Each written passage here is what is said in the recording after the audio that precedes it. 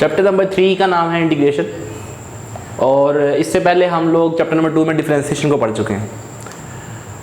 Differentiation और integration का आपस में कोई लिंक है। अगर डिफरेंशिएशन आपको नहीं आती तो आप लोग इंटीग्रेशन को कवर नहीं कर सकते। तो सबसे पहले कल लास्ट टाइम हम लोगों ने डिफरेंशियल के बारे में पढ़ा था।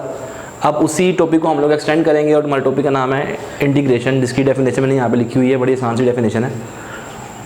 Reverse process of differentiation is called integration.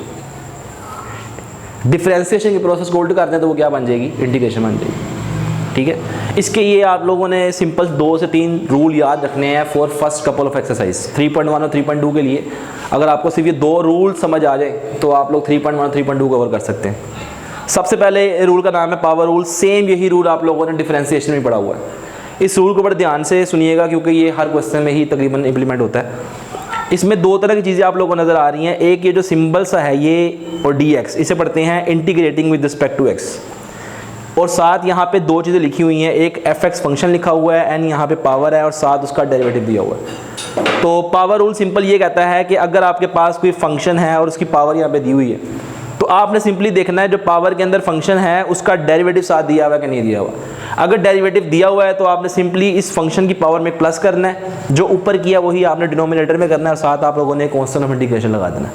ये एक सिंपल सा रूल है। ये रूल हर पावर के लिए इम्प्लीमेंट होगा सिवाय एक पावर के, n इज इक्वल टू -1 के लिए इम्प्लीमेंट नहीं होगा। n must not be equal to -1।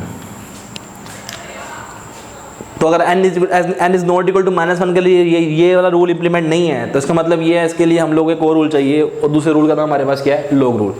Log rule भी देखें अगर आप गौर करें, ये और ये चीज़ अप्रोक्सीमेटली सेम है। फ़र्क ये है यहाँ पे पावर n दी हुई है, यहाँ पे पावर -1। तो -1 पावर के अंदर फंक्शन का डेरिवेटिव अगर साथ दिया हुआ है तो सिंपल आपने क्या करना है, उसकी इंटीग्रेशन कैसे होगी, स्टार्ट में ln लगाना है, आगे फंक्शन लिखना है, प्लस c कर देना।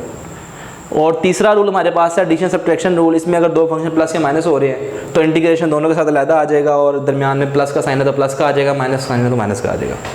That's it.